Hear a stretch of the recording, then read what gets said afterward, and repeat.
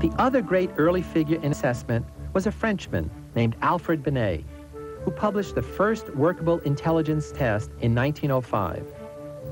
Binet's test was devised to measure intellectual performance of school children so that teachers could classify and separate retarded children from normal ones. The test was meant to replace the teacher's more subjective and often biased evaluations. Binet believed that his test scores were only a practical estimate of current performance, not a measure of innate intelligence.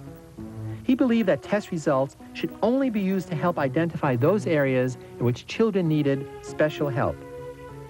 But the educators who administered his test rarely made these distinctions, as we'll see later. The key to Binet's approach was the quantification of a student's performance. First, a great number of children of various ages were tested, and an average score or norm was obtained for normal children in each age group. Then an individual child's performance was compared to the average score for his or her age. Test results were expressed in terms of mental age. When a child's score was average for a group of 5-year-olds, then the child was said to have a mental age of 5, regardless of his or her actual chronological age.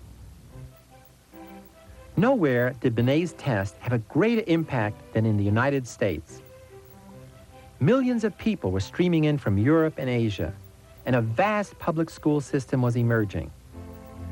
How could the mental abilities of these newcomers be assessed?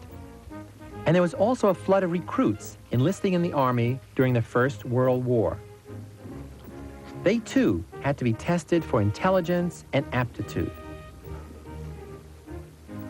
Assessment was being seen as a way to bring order to a chaotic society.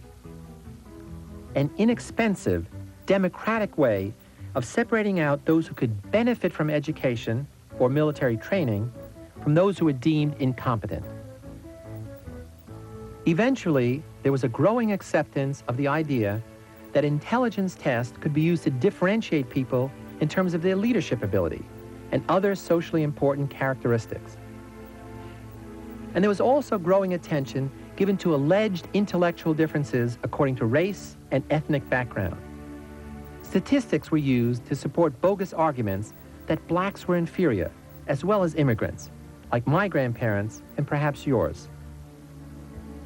In 1916, Louis Terman of Stanford University adapted Binet's test for American school children. The new version was commonly known as the Stanford-Binet Intelligence Test. With it, Terman would provide the foundation for a new concept, the intelligence quotient, or IQ. This quotient, as it was measured then, was the ratio of mental age to chronological age, multiplied by 100 to eliminate decimals.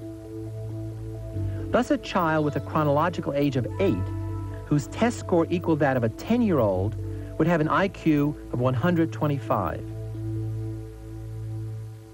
The new Stanford Binet test soon became a standard instrument in clinical psychology, psychiatry, and educational counseling. And more importantly, Terman and others came to believe, unlike Binet, that intelligence was an inequality, that it had a large hereditary component, and that so-called IQ tests could measure this inequality.